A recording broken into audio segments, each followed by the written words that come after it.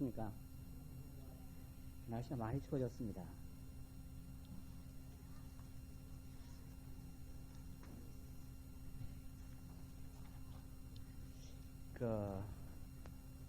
오늘은 좀 색다른 말씀을 좀 전해드리고자 합니다.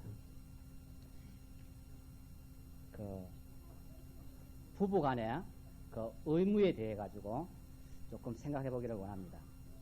참, 우리가 결혼을 해가지고 한 가정을 이루고 이렇게 살면서 참 남편으로서 아내에게 지켜야 할 그 의무나, 그리고 아내가 남편에게 지켜야 할 의무에 대해서 소홀히 할 때가 참 많습니다. 그래서 오늘은 그 내용에 대해 가지고 좀 말씀드리기를 원합니다. 특별히 아직까지 결혼을 하지 않는 그런 청년 형제 자매들도 좀 귀 기울여 가지고 들었다가 다음에 결혼 후에, 결혼 초기부터 한번 사용해 보시기를 원합니다. 먼저 고린도전서 7장을 보겠습니다.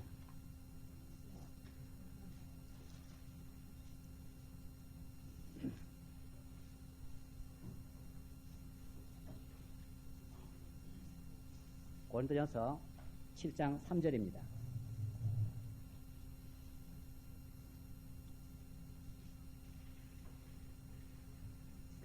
남편은 그 아내에게 대한 의무를 다하고 아내도 그 남편에게 그렇게 할지라.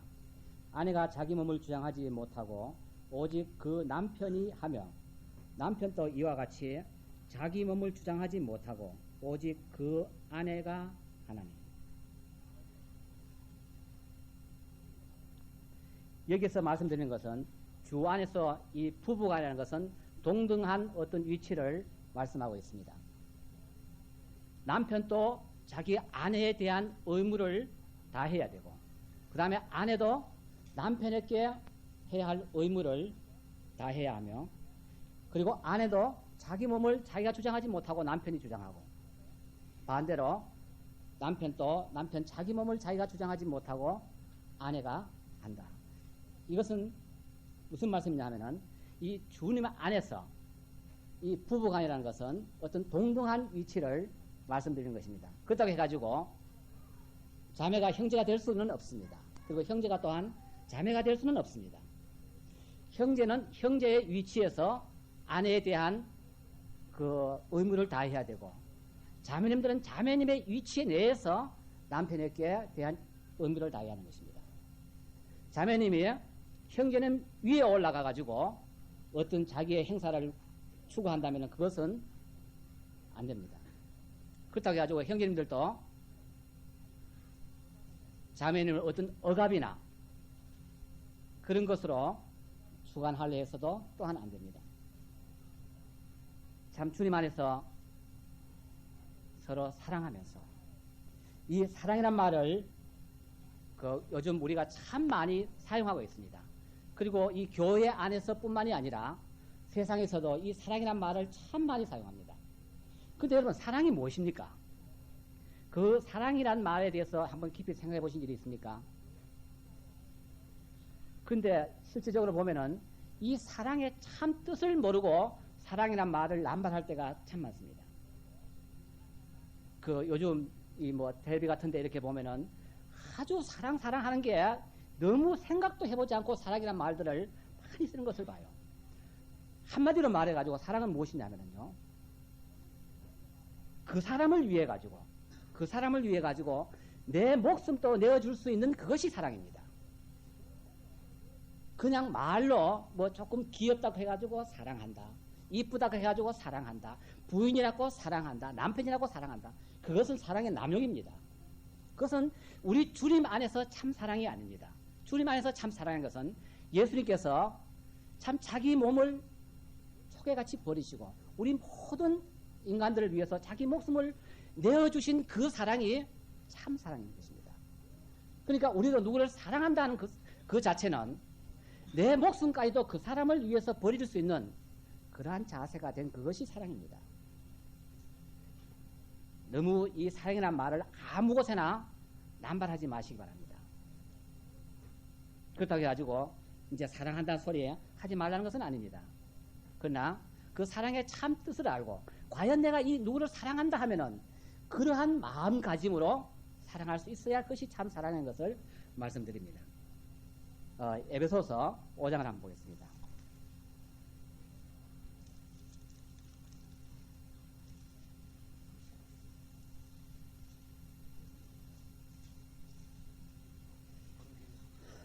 에베소서 5장 25절입니다.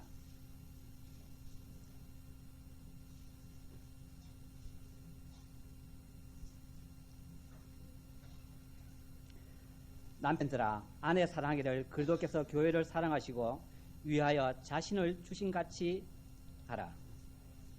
그 다음에 28절에 이와 같이 남편들도 자기 아내 사랑하기를 제 몸같이 할지니 자기 아내를 사랑하는 자는 자기를 사랑하는 것이라. 조금 전에 말씀드렸던 그 보충 말씀입니다. 이 말씀에는 어떤 더 설명이 필요가 없습니다. 아내 사랑하기를, 남편들아 아내 사랑하기를 그리스도께서 교회를 사랑하신 것 같이 사랑하라. 참 이 아내라는 이 그릇은 연약한 그릇이라고 성경 말하고 있습니다. 그런 아내를 우리는 참으로 그리스도께서 우리 교회를 위하여 자신을 주신 같이야 그렇게 아끼고 사랑해 줘야 하는 것입니다. 그 다음에 28절은 내 몸같이 사랑하라. 참 우리는 이 내 몸에 대해 가지고는 굉장히 애착이 많습니다. 조금만 어떻게 아파도 혹시나 어떻게 될까 해가지고 병원을 쫓아가게 되고 조금만 배가 고프면은 금방 먹을 것을 추구하고 누가 예쁜 옷을 입었으면은 그거 입고 싶고 그러한 욕망이 내 자신에 대해서는 굉장히 애착이 많습니다. 그런 내 자신에 대한 애착같이 아내에게도 그러한 애착을 가지고 사랑해야 하는 것입니다.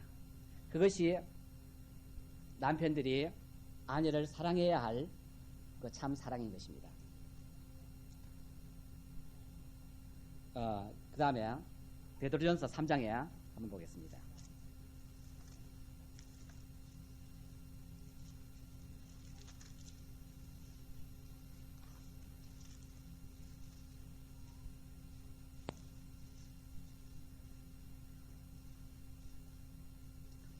(3장 7절입니다) 지금은 남편의 그 의무에 대해 가지고 말씀드리고 있습니다. 베드로전서 3장 7절입니다. 남편 된 자들아 이와 같이 지식을 따라 너희 아내와 동거하고 저는 더 연약한 그릇이요 또 생명의 은혜를 유업으로 함께 받은 자로 기히 여기라. 이는 너희 기도가 막히지 아니하게 하려 함이라. 그 다음에 10절입니다. 그러므로 생명을 사랑하고 좋은 날 보기를 원하는 자는 혀를 금하여 악한 말을 그치며 그 입술로 계율을 말하지 말고. 여기에 7절에 참 굉장히 중요한 말씀이 있습니다. 그 하반절에 보면은 또 생명의 은혜를 유업으로 함께 받은 자. 이 아내는 시녀가 아닙니다. 그리고 남편의 구성물이 아닙니다. 생명의 유업을 함께 받은 자. 다시 말해서 하늘나라에 들어갈 수 있는 그 특권을 남편들이나 아내나 동일하게 함께 받은 자들입니다. 그러니까 동일한 위치에서 있는 것입니다. 그러니까 아내를 대해 가지고 특히 우리 경상도 사람들 자기 아내를 남에게 소개할 적에 어떻게 하는지 압니까? 우리 밥쟁이라, 우리 밥쟁이. 그런 말들 요즘은 쓰는지 안 쓰는지 잘 모르겠습니다만은 그런 말이 소개할 적에 여기 우리 밥쟁이라고 그렇게 말했어요. 그 다음에 아내를 부를 적에 뭐라고 부릅니까? 야, 어이. 많이 쓰죠. 그 다음에 조금만 잘못하면은 이 등신아. 아주 이런 말들을 거침없이 씁니다. 그것은 자기와 동등권을 가지고 보는 것이 아니라 시녀나 하녀를 대하듯 합니다. 이것은 아주 잘못된 편견입니다. 그렇지만은 우리 자매님들은 참 현숙해요. 그러한 모욕을 당하시면서도 별로 반박하지 않으시고 잘 참아내시면서 그렇게 남편에게 순복하는 것을 볼 적에 참 대한민국의, 아니 세계의 이 대한민국의 아내들 같이 참 귀하고 현숙한 그런 여자들이 세상에 또 있을까 할 정도입니다.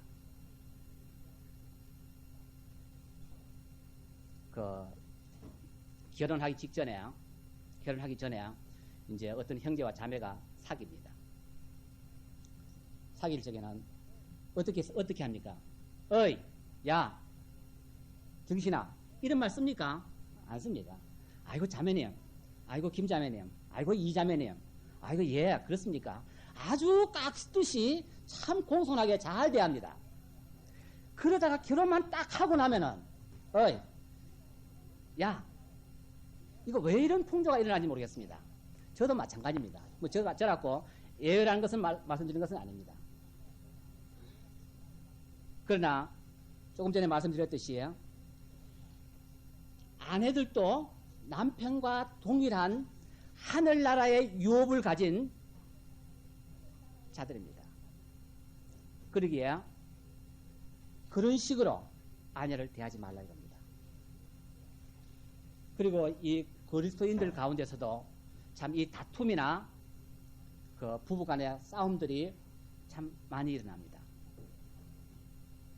근데 오늘 제가 이 말씀을 드리면서 한 가지 제안을 하고 싶습니다. 자매님들이 보편적으로 봐가지고 남편에게 반말을 쓰는 경우는 잘 없습니다. 그런데 남편들이 자기 부인을 향해 가지고 모르겠습니다. 제가 지금 우리 대병동 교회에서 형제가 자기 아내에게 존댓말을 쓰는 분은 저는 아직 하느님 한 분밖에 못 봤어요. 물론 쓰고 있는지 없는지 잘 모르겠습니다만은 하느님은 보니까 김자매님한테 그렇게 말을 존대를 하면서 사용하신 걸 저는 봤습니다. 한번 형제님들도 자매님들께 존대어를 한번 써보십시오. 절대 싸움이 안 됩니다. 서로가 존칭어를 쓸 적에는 싸울래야 싸울 수가 없어요. 큰 싸움이 될 수가 없습니다. 그리고 요즘은 또 어떻게 된 판인지 자매님들도 그 신랑께 대하기를 아주 반말 한 80% 이상은 반말 섞어가면서 그렇게 많이 씁니다. 그러니까 자기야 뭐 어쩌나 거의 존칭어가 거의 사라져가고 몰라 그것이 더 정답게 하기 위해 가지고 그렇게 하는지는 모르겠습니다만은 그 순간에는 어떻게 참 둘이가 더 가까워지고 더 존경스럽게 더 아름답게 느껴질지는 모르지만은 결과적으로 거기에서 어떤 문제가 하나만 조그만 문제가 불거지면은 야이 정신아 이러다 보면은 너는 뭐가 하다 보면은 이제 막 싸움이 일어납니다. 그러니까 참 이 부부간에 이 언어에 있어 가지고 이 존칭어를 쓴다는 거 이거 한번 금년에 우리 대명동 교회에서 한번 실천해 보기를 원합니다. 자기의 부인에게 아내에게 한번 존칭어를 한번 사용해 보십시오. 그리고 자매님들도 남편에게 말을 막 하지 마십시오. 할 수만 있으면은 존칭어를 사용하십시오. 그거 그냥 뭐 말을 이렇게 막 반발피스름하게 하는 것이 요즘 현대에 무슨 세대라 그래 무슨 세대라고 그렇게 생각할지 모르지만은 그런 세대 아닙니다.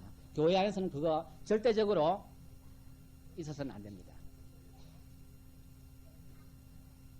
그러니까 할 수만 있으면은 부부간에 서로 존칭어를 쓰면서 서로 존중하면서 그렇게 할 적에 부부가 함께 주님을 섬겨갈 수가 있을 것입니다.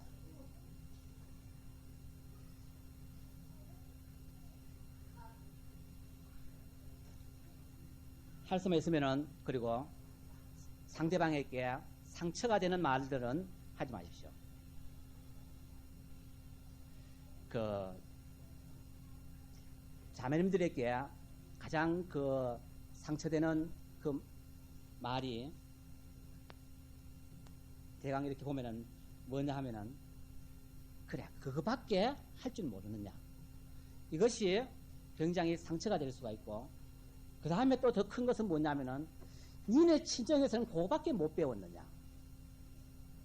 이런 말들 참 골라가면서 하십시오. 그거는 부부간에는 해서는 안 될 말입니다.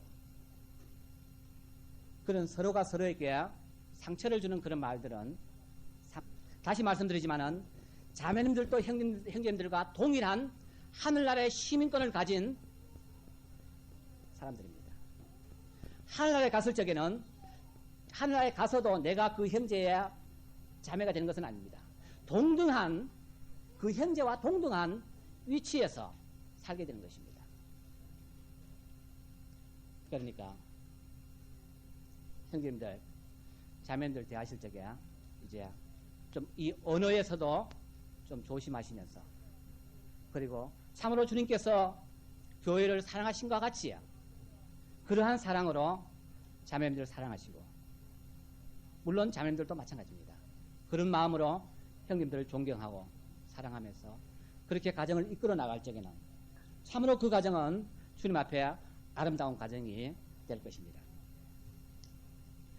그 다음에 이제 지금까지는 남편들에 대한 그 말씀을 드렸지만, 이제 자매님들에 대해서 좀 말씀드리기를 원합니다. 먼저 잠언 31장을 보겠습니다.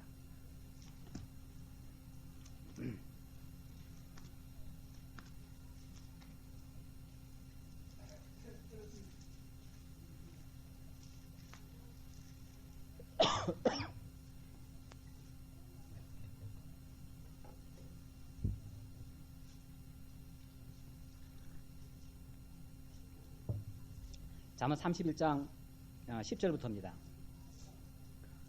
여기에 그 현숙한 여인, 현숙한 아내에 대해서 여기에 나오고 있습니다. 제가 읽겠습니다. 10절부터입니다. 누가 현숙한 여인을 찾아 얻겠느냐? 그 값은 진주보다 더하니라. 그런 자의 남편의 마음은 그를 믿나니 산업이 필접치 아니하겠으며, 그런 자는 살아있는 동안에 그 남편에게 선을 행하고 악을 행치 아니하느니라. 그는 양털로 삶을 구하여 부지런히 손으로 일하며 상고의 배와 같아서 먼 데서 양식을 가져오며, 밤이 새기 전에 일어나서 그 집 사람에게 식물을 나눠주며 여종에게 일을 정하여 맡기며, 밭을 간품하여 사며 그 손으로 번 것을 가지고 포도원을 심으며 힘으로 허리를 묶으며 그 팔을 강하게 하고, 자기의 무역하는 것이 어려운 줄을 깨닫고 밤에 등불을 끄지 아니하고 손으로 손뭉치를 들고 손가락으로 가락을 잡으며, 그는 강곡한 자에게 손을 펴며 궁핍한 자를 위하여 손을 내밀며, 그 집 사람들은 다 홍색 옷을 입었으므로 눈이 와도 그는 집 사람을 위하여 두려워하지 아니하며, 그는 자기를 위하여 아름다운 방석을 지으며 세마포와 자색 옷을 입으며, 그 남편은 그 땅의 장로로 더불어 성문에 앉으며 사람의 아는 바가 되며, 그는 배로 옷을 지어 팔며 띠를 만들어 상고에 맡기며 능력과 종기로 옷을 삼고 후의를 웃으며, 입을 열어 지혜를 베푸며 그 혀로 인애의 법을 말하며 그 집안 일을 보살피고 게을리 얻은 양식을 먹지 아니하나니, 그 자식 일어나 살해하며 그 남편은 칭찬하기를 덕행 있는 여자가 많으나 그대는 여러 여자보다 뛰어난다 하느니라. 고운 것도 거짓되고 아름다운 것도 헛되나 오직 여호와를 경외하는 여자는 칭찬을 받을 것이라. 그 손의 열매가 그에게 돌아갈 것이요 그 행한 일을 인하여 성문에서 칭찬을 받으리라.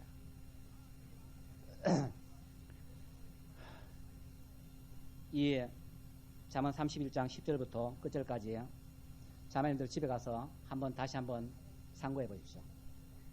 과연 내가 이 말씀과 비추어 가지고 몇 가지가 여기에 해당될 수 있는지 한번 비춰 보십시오. 참 내가 내 자신을 스스로 가르쳐 가지고 내가 현숙한 여인이라고 말할 수가 있는지, 아니면은 참 소위 말하는 그 악처인지 한번 상고해 보시기 바랍니다. 특히 그 23절에 보면은 그 남편은 그 땅의 장로로 더불어 성문에 앉으며 사람의 아는 바가 되며. 이것은 아내의 역할입니다. 아내들이 남편을 잘 존경하고 남편을 잘 섬겨줄 적에 남편은 참 이 대외적으로 모든 사람에게 아는 바가 되고 그 고을의 장로들과 더불어 교제하며 모든 사람들로 더불어 참 저 사람은 누구의 남편이구나 라고 말할 수가 있을 것입니다. 매일 집에 들어오면은 바가지는 막 끓고 그렇게 해가지고 집에 들어가기가 무서워가지고 남편들이 집에 들어가기가 무서워. 그래서 처음에 8시 하다가 9시, 10시, 11시 하다 늦게 가면 새벽에 들어오고 이런 것은 어떤 면에서 그 아내들의 책임이 있습니다. 그것이 뭐 남편의 버릇이 잘못돼서 뭐 그렇게 돼가지고 그렇다는 것보다도 물론 그런 경우도 있겠지만은 근본적으로 보면은 아내들에게도 잘못이 참 많습니다. 남편이 잘 되고 잘 못 되고 억길로 나가고 바른 길로 가는 것은 아내들의 남편들을 조련하는 그 조련의 솜씨에 달려 있습니다. 청년 형제 자매님들도 미리 생각해 보시고 결혼하신 후에 처음부터 참 이러한 문제를 잘 생각하셨다가 행하시기를 참 바랍니다. 남편이 출세하고 추락하는 것은 그것은 아내에게 달렸습니다. 우리나라에서도 그런 일들을 참 많이 봅니다. 뭐 지난번에 김태정 씨 부인 같은 경우에 그 하루아침에 그 뭐 온노비 사건 해가지고 자기 남편 그 최고 높은 자리에서 땅 밑으로 추락시키는 그런 일들. 자기 남편을 출세시키고 추락시키는 것은 아내들의 역할입니다. 집에 빨래나 하고 애들이나 키우고 이것이 아내의 역할은 아닙니다. 남편을 얼마만큼 잘 보필하느냐에 대한 이것도 참 아내의 가장 큰 역할입니다. 요즘 이렇게 보면은 참 주님의 복음을 위해서 사역하시는 분들이 참 많습니다. 그 사역하시는 분들의 가장 큰 애로점은 뭔지 아십니까? 자매님들입니다. 그리고 가장 힘을 얻는 부분도 바로 그 자매님들입니다.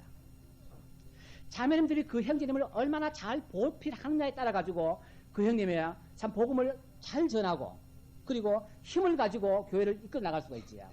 자매님들이 잘 못하면은 보필을 제대로 못하면은 일을 할 수가 없습니다.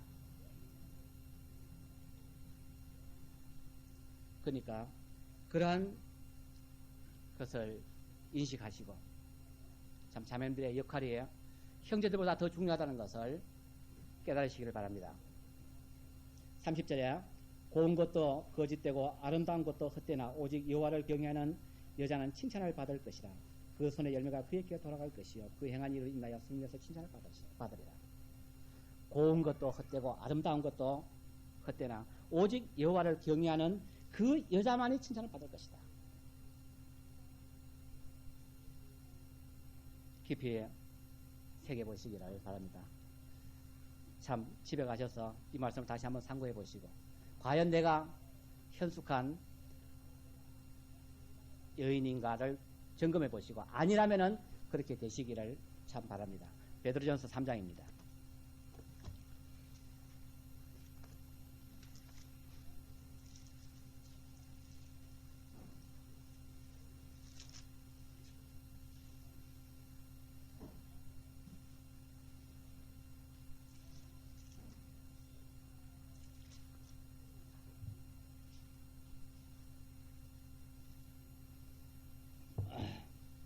장 1절부터 보겠습니다. 아내된 자들아 이와 같이 자기 남편에게 순복하라. 이는 혹 도를 순종치 않는 자라도 말로 말미암지 않고 그 아내의 행위로 말미암아 구원을 얻게 하려 함이니 너희의 두려워하며 정결한 행위를 봄이라. 너희 단장은 머리를 꾸미고 금을 차고 아름다운 옷을 입는 외모로 하지 말고 오직 마음에 숨은 사람은 사람을 온유하고 안정한 심령에 썩지 아니할 것으로 하라. 이는 하나님 앞에 값진 것이니라. 전에 하나님께서 하나님께 소망을 두었던 거룩한 부녀들도 이와 같이 자기 남편에게 순복함으로 자기를 단장하였나니. 혹시 지금 이 가운데 그 남편이 믿지 않고 자매님만 교회에 나오시는 분들이 아마 우리 교회에도 계신 줄 알고 있습니다. 1절에 참 그런 자매님들에게 굉장히 중요한 말씀이라 생각됩니다. 물론 딴 분들도 마찬가지입니다. 아내들 같이 자기 남편에게 순복하라. 이는 혹 도를 순종치 않는 자라도 말로 말미암지 않고 그 아내의 행위로 말미암아 구원을 얻게 하랍니다. 이 아내의 행위, 아내의 그 역할, 여기 다시 한번 강조하고 있습니다. 말로 나는 교회 다녀, 나는 구원받았어 하면서 성경책 끼고 일요일날 교회 오는 그것이 남편에게 아름답게 보일 수만 없습니다. 평소에 가정생활을 하면서 참 모든 면에서 말로 하지 않더라도 그에게서 풍겨나오는 그 모든 것이 그리스도의 향기가 그 몸에서 풍겨나올 수 있는 그것이 참 전도입니다. 말로 100마디 1000마디 당신 예수 믿어야 돼요, 당신 예수 믿어요 말로만 하면서 실제적으로 그 사람의 행동은 믿지 않는 사람과 똑같이 행동을 한다면 그것은 전도가 될 수가 없습니다. 그러니까 믿지 아니하는 그런 남편이 있는 분들, 그리고 내 주위에 믿지 아니하는 친척들이 있는 분들, 그리고 이웃이 있는 분들, 그런 분들 자기의 행동에 각별히 조심하시기 바랍니다. 그 사람들은 내 말을 믿는 것보다는, 내 말을 듣는 것보다는 내 행동을 먼저 봅니다. 그러니까 말로 1000마디 말로 아무리 믿어라 하는 것보다는 내 행동으로 참으로 그리스도의 향기를 풍겨낼 수 있는 그러한 우리 자매님들이 되시기를 참으로 바랍니다. 2절에 너희의 두려워하며 정결한 행위를 봄이라. 3절에 보면 너희 단장은 머리를 꾸미고 금을 차고 아름다운 옷을 입는 외모를 하지 마라. 그런데 우리는 이 외모에 참 치중할 때가 많습니다. 그리스도인들이 너무 화려한 것은 좋지 않습니다.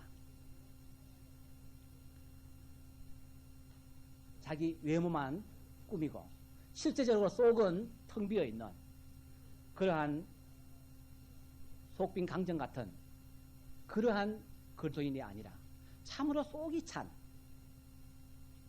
그러한 그리스도인들이 되시기를 참으로 바랍니다.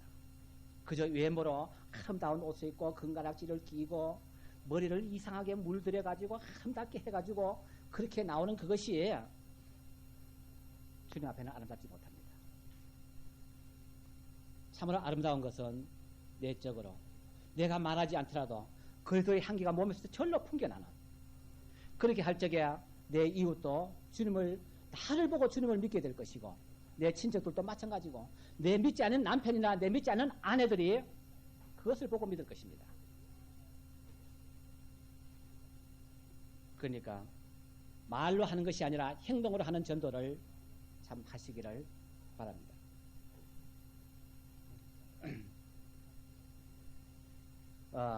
몇 가지 성경에서 나오는 예를 한번 들어보기를 원합니다.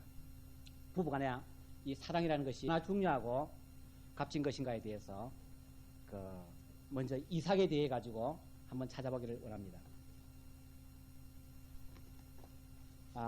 잠깐 그에 앞서 가지고 먼저 아가서를 한번 보겠습니다. 구약성경 아가서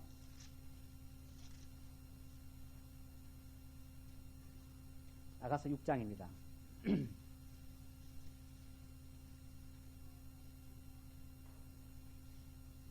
962쪽입니다.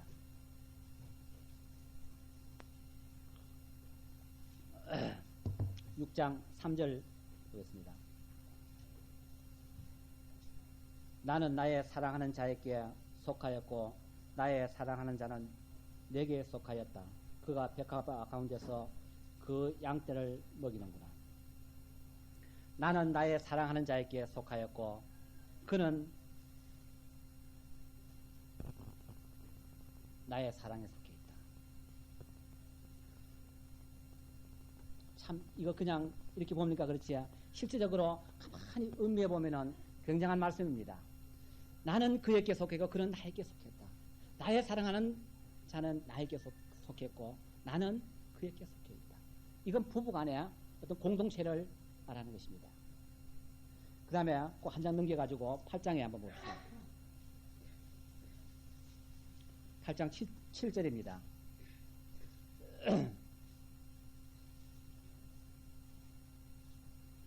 이 사랑은 많은 물이 꺼지지 못하겠고 홍수라도 엄몰하지 못하나니 사람이 그 온 가산을 다 주고 사랑과 바꾸려 할지라도 오히려 멸시를 받으리라. 이 부부간의 이 사랑이야말로 어떤 물을 가지고 끌려 해도 끌 수가 없는 사랑. 홍수가 덮쳐온다 할지라도 꺼지지 않는 사랑. 벌써 함에 다 꺼져가 가지고 이제 불씨만 조금 남아있는 이런 사랑이 아니라 참으로 부부간에 서로 믿고 의지하며 존중하며 사랑할 때야 이런 사랑이야말로 참 어떤 주위에 위협들이 닥쳐올지라도 그 사랑을 끊을 수가 없다는 말입니다. 물 아니라 홍수가 올다 할지라도 그 부부의 사랑을 끊을 수는 없는 것입니다. 창세기 24장 보겠습니다.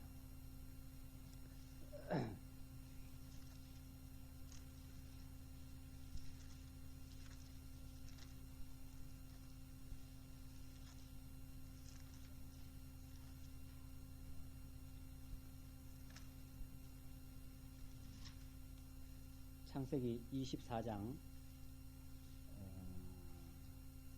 67절입니다.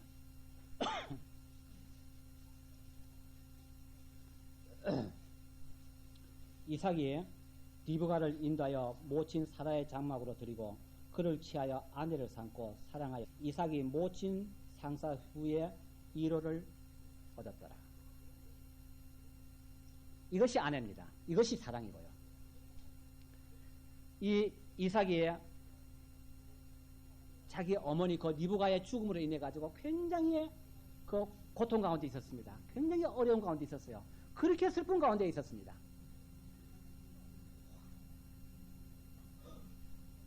아니 저게 제가 말씀 잘못 드렸죠. 이삭이 자기 어머니의 그 죽음으로 인해 가지고 그래서 이 리브가를 아내로 얻었습니다. 그래서 이 리브가를 얻음으로 인해 가지고 모친 상사 후에 1호를 얻었더라.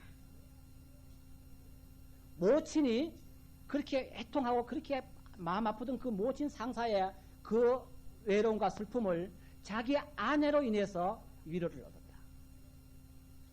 이것이 부부간입니다. 그러니까 부부간의 이 사랑이라는 것은 이렇게 큰 것입니다. 그 다음에 또 창세기 29장에 한번 봅시다.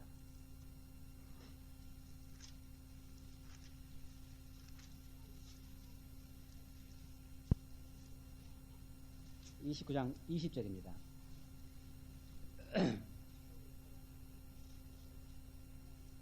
야곱이 라헬을 위하여 7년 동안 라반을 봉사하였으나 그를 연애하는 까닭에 7년을 수일같이 여겼더라. 이 야곱이 자기 외삼촌 집에 가가지고 이 라헬을 얻기 위해 가지고 7년 동안 일을 했습니다. 그런데 그때 외삼촌은 라헬을 주지 않고 레아를 먼저 줬습니다. 그래서 외삼촌이 이 라헬을 위해서 다시 7년 동안 일해라. 그랬을 적에 이 라헬을 사랑함으로 연애함으로 그 7년을 수일같이 여겼다. 이것이 참 사랑하는 그 참 사랑인 것입니다.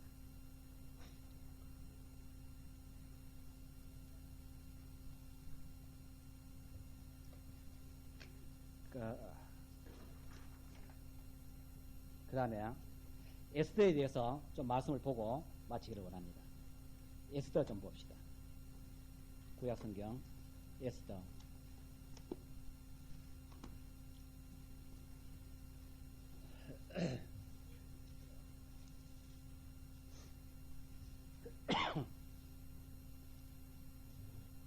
사장입니다.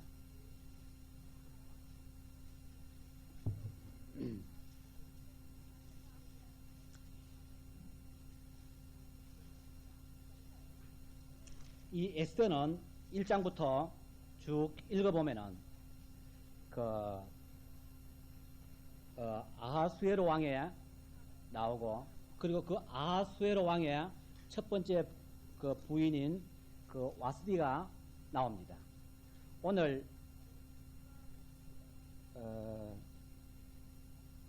적은 것은 이 에스더가 이 왕비가 되고 난 그 이후에 일어난 사건에 대해 가지고 조금 말씀드리기를 원합니다.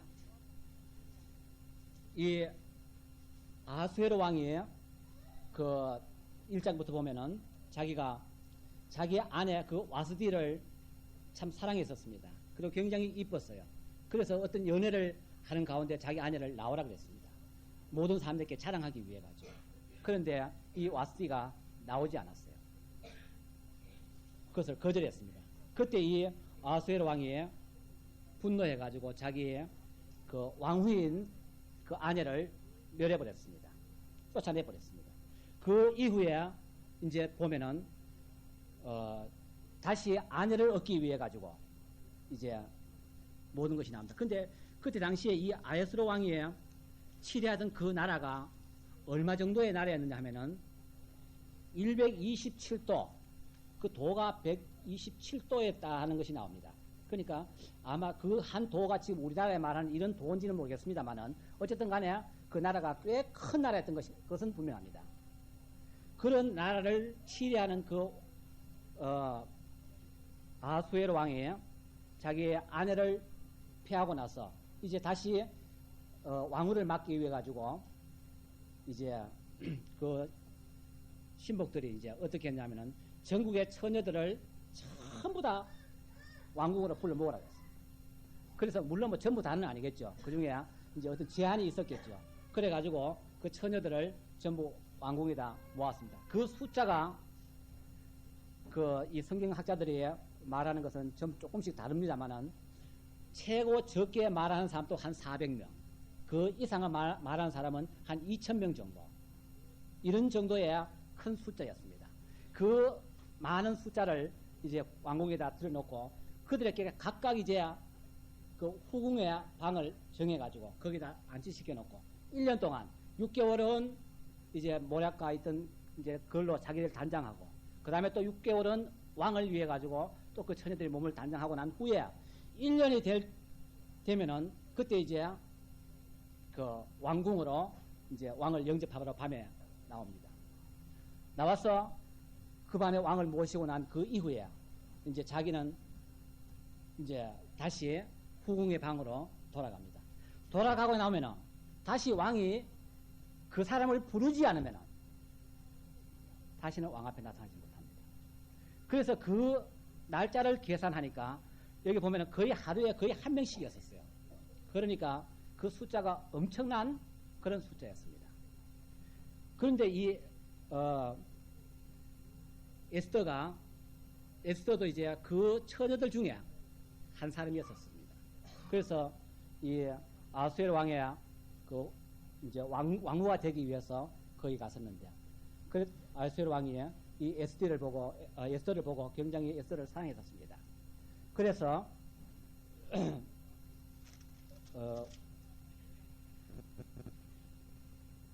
5장에 보면은 아니요.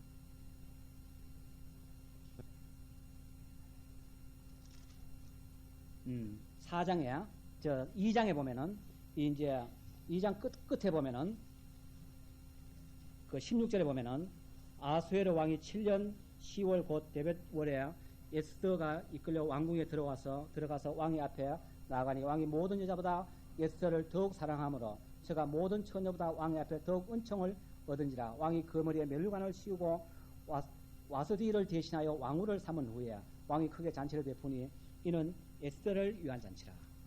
여기서 이제 그 아하수에로 왕이 에스더를 왕으로 맞이하는 그 사실이 나옵니다. 그 다음에 4장부터 보면은 이제 이 에스더의 아마 여기 제가 그냥 잠깐 봐서 확실히 깊이는 안 봤습니다만은 이 모르드게라는 사람이 나오는데 이 모르드게가 에스더의 사촌 오빠인 것입니다.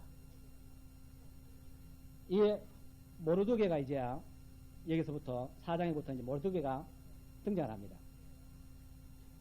그런데 이때 3장에 보면은 누가 나오느냐 하면은 3장 1절에 보면은 그 후에 아하수에로 왕이 아각 사람 함무다다의 아들 하만이라는 사람이 나옵니다.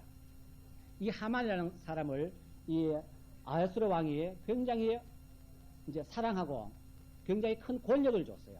그래서 이 하만이 어떻게 말하면 아마 지금쯤 같으면 어떤 총리 정도의 역할을 했을 것 같아요. 그래서 이 왕이 자기 반지를 인반지를 빼가지고 그 하만에게 줄 정도로 모든 권한을 하만에게 임했었습니다. 그때 이 하만이 이제 모르드게가 자기에게 절하지 않는다는 그 하나 이유를 가지고 이제 뒤를 캡니다. 해보니까 이 사람은 유다 사람이다. 그래서 이 하만이 유다인 전체를 전멸하기로 결정됐습니다. 그래서 이제 유다인을 이제 그 전멸하려고 하는 그 사이에 이 모르드게가 이제 그 사실을 알고 이제 4장 1절 보면은 모르드게가 이 모든 일을 알고 그 옷을 찢고 굵은 배를 입으며 죄를 무릅쓰고 성중에 나가서 대성통곡한다. 이제 그 사실을 알고 이 사실을 에스더에게 알려야만이 할 것 같아가지고 이제 그 사실을 에스더에게 알립니다. 그 다음에 보면은 11절에 4장 11절에 왕의 신복과 왕의 각도 백성이 다 알거니와 물은 남녀하고 부음을 받지 아니하고 안뜰에 들어가서 왕에게 나아가면 오직 죽이는 법이요. 이때는 어땠느냐 하면은 그 왕이 그러니까 이제 처녀들을 이제 한 명씩 불러가지고 이제 그걸 했는데 그 다음부터는 왕이 부르지 않는데 왕궁에 나갔다 하면 그 사람 무조건 죽입니다. 안 부르면 못. 그런데 이 모르드게가 에스더 보고 왕에게 가가지고 이 사실을 알려가지고 우리 유다인들을 구해라. 이렇게 특명을 줬었습니다. 그때 이 에스더가 이제 그 하는 말입니다. 11절에 오직 죽이는 법이요 왕이 그 자에게 금호를 내밀에만 살 것이다. 이제 내가 부음을 입어 왕에게 나아간지 못한 지가 벌써 30일이다. 그러니까 겁이 난 거죠. 그 모르드게의 말을 듣기가 참 겁이 났던 것입니다. 그래서 이제 변명을 하는 거죠. 나가면은 죽을 것인데 내가 어떻게 나가겠느냐. 금호를 받지 못하면 그 어떤 표를 받지 못하면은 죽임을 당했던 것입니다. 그때 이 모르드게가 이제 에스더에게 그 뒤에 13절에 보면은 모르드게가 그를 시켜 에스더에게 회답하되 너는 왕궁에 있으니 모든 유다인 중에 홀로 면하리라 생각하지 마라. 그 다음에 14절에 이때에 네가 만일 잠잠하여 말이 없으면 유다인은 다른 데로 말미암아 노인과 구원을 얻으려니와 너와 네 아베 집은 멸망하리라. 네가 왕후의 위를 얻은 것이 이때를 위함이 아니냐. 네가 왕후의 위를 얻음이 이때가 아니냐. 이런 어려운 때에 이 유다 백성을 구하라고 네가 왕후가 된 것이 아니냐. 이것이 모르드게가 그 에스더에게 한 말입니다. 이 말씀을 보면서 느낀 것이에요. 우리 그리스도인들이에요. 우리 성도들이에요. 우리 대명동 교회 성도들이에요.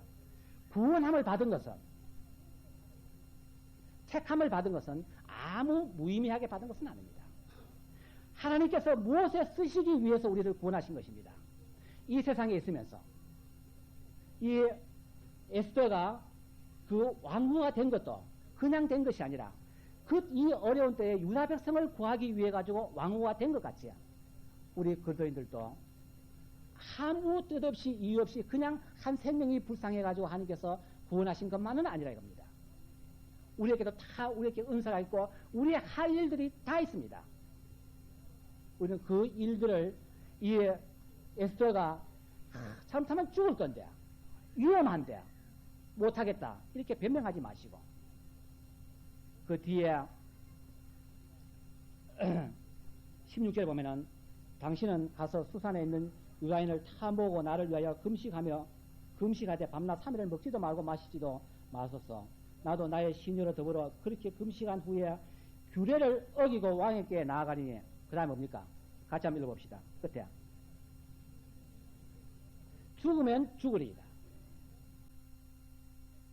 조그만 위협이 있다 해가지고 누가 교회 나가지 마라 한다고 해가지고 나가다는 맞아 죽을 것 같은데 그러면서 못 가겠다. 이것은 이 말씀에 입에 듭니다. 어떠한 위협이 있더라도 어떠한 어려움들이 있더라도 주님께서 나를 구원하실 적에 무슨 임무를 맡기시기 위해서 나를 구원하셨고 그 임무를 나에게 부여하셨다면 실상 죽는 한이 있더라도 순교를 당하는 한이 있더라도 그 일을 수행해야 하는 것입니다. 그것이 우리 그리스도인들의 참 해야 할 일입니다. 그 다음에 5장 14절 한번 봅시다.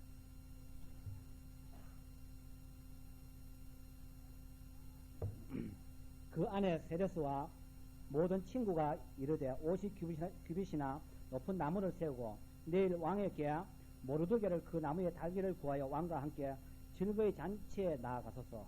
하만이 그 말을 선히 여기고 명하여 나무를 세웁니다. 여기서 참 자매님들께 다시 한번 말씀드리기를 원합니다. 여기에 이 세레스라는 사람은 하만의 아내입니다. 이 아내의 역할이 얼마나 중요한가를 여기서도 또 보게 됩니다. 이 아내가 뭐라고 했느냐 하면은 그 모르드게를 달기 위해 가지고 집 앞에다가 50규빗이나 되는 큰 나무를 하나 세워 놓으십시오.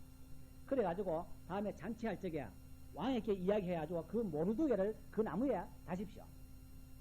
그렇게 간했던 것입니다. 자기 남편이 잘못된 것을 본다면은 그것은 그렇게 하지 말라고 권해야 하는 것이 우리 자매들의 역할입니다. 어떠한 일이 있더라도 그렇게 해서는 안 됩니다라고 막아야 하는 것이 우리 자매들의 역할입니다. 그런데 결과는 어떻게 7장 제일 마지막에 10절에 봅시다. 모르드게를 달고자 한 그 나무에 하만을 다니 왕의 노가 끝입니다.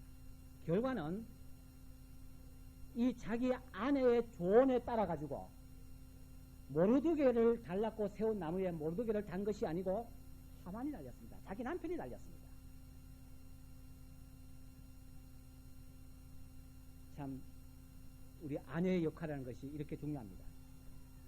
남편이 조금 잘못된 길로 갈 적에 그것을 그냥 옆에서 구경만 하지 말고 그것을 부추기지 말고 그것은 가서는 안 됩니다라고 강력하게 조언할 수 있는 그것이 사랑입니다. 그것이 남편을 존중할 수 있는 존중입니다.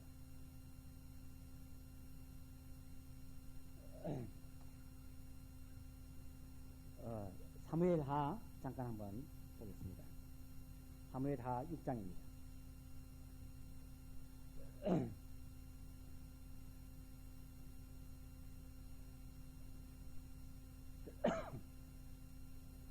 오늘 아침에 성경 공부하면서 정영님이 잠깐 이 말씀에 대해서 말씀하신 말씀인데 제가 생각했던 말씀이기 때문에 여기에 대해서 잠깐 말씀드리기를 원합니다. 6장 12절입니다. 거기 다윗 왕에게 고하여 가로되 여호와께서 하나님의 기회를 인하여 오벳에돔의 집과 그 모든 소유에 복을 주셨다 한지라. 다윗이 가서 하나님의 기회를 기쁨으로 메고 오벳에돔의 집에서 다윗 성으로 올라갈세 여호와의 기회를 맨 사람들이 6걸음을 향하며 다윗이 소와 살찐 것으로 제사를 드리고 여호와 앞에서 힘을 다하여 춤을 추는데 때에 배 에봇을 입었더라. 이 언약궤를 이제 옮기는 그 과정입니다. 아침에 그 성경 공부에 참석하신 분들은 이 말씀을 자세히 들었습니다. 이 언약궤를 옮기는 과정에서 이 다윗이 그 언약궤를 오베네돔의 집에서 그 다윗 성으로 옮길 적에 너무 좋아가지고 14절에 자기의 속옷이 보이는 것도 아랑곳하지 않고 춤을 췄습니다. 그 왕이, 그 다윗 왕이 그 막 속옷을 보여가면서 춤을 췄으니까 그것이 참 얼마나 과간했겠어요.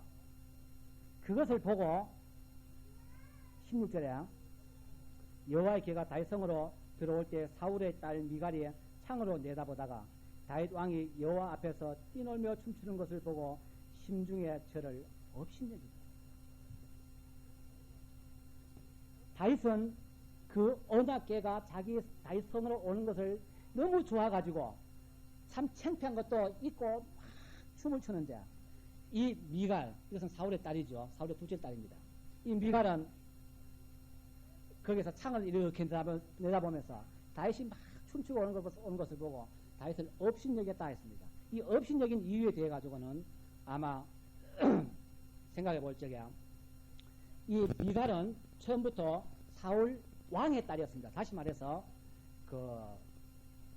뭡니까? 왕의 딸이면은 공주지요. 공주로 자랐습니다. 처음부터 그 왕궁에서 공주로 자란 그런 지체 높은 그런 신분에 있었고, 다윗은 어땠습니까? 양치기였습니다. 목동이었습니다. 그 사실을 안 이 미갈이 다윗이 그렇게 춤추고 오니까 그것이 천한 시녀들 앞에서 그 춤춘다 갖고 업신여겼습니다. 다윗은 좋아가지고 춤을 추는데 미갈은 그것을 업신여겼어요. 그 결과는 뭡니까? 미갈은 자식이 없었습니다. 애를 못 낳았어요. 다윗을 업신여긴 그것에 대한 징벌입니다.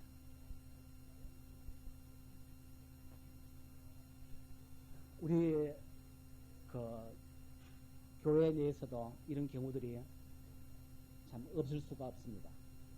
형제와 자매의 이 결혼 과정에서 어떤 형제는 참 아주 지체났고 가난한 그런 형제고, 자매는 많이 배우고 그리고 조금 이제 참 괜찮은 집안에서 자랐고, 이렇게 해서 결혼을 했을 적에 처음에는 그런 경우들이 없다가도 차츰 어딘가 모르게 그런 일들이 나타난다면, 이와 같은 일들이 나타난다면 이것은 참 그리스도 안에서 위험합니다. 아내가 남편을 업신여긴다면 이것은 끝까지로 간 겁니다. 남편은 남편입니다. 남편을 업신여기는 그런 일들은 참 없어야 됩니다. 형님들도 마찬가지입니다. 내보다 조금 더 낮은 위치에 있는, 낮은 위치라기보다는 이제 조금 어떤 덜 배웠다거나 뭐 좀 인물이 좀 덜 났다거나 뭐 한다고 해가지고 자기 아내를 업신여긴다면은 이것 또한 마찬가지입니다. 그거는 그리스도 안에서 있을 수가 없습니다. 그러니까 이 미갈 같이 이러한 자기 남편을 업신여기는 그런 죄를 범치 않으시기를 참으로 바랍니다. 지금 시간이 많이 되었는데 한 가지만 말씀을 드리고 마치도록 하겠습니다. 고린도전서 11장입니다.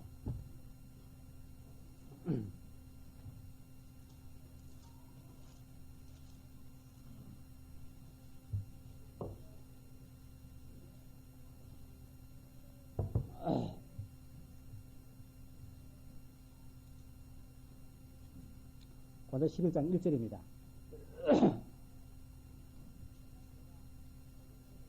내가 그리스도를 본받는 자 된 것 같이 너희는 나를 본받는 자 되라.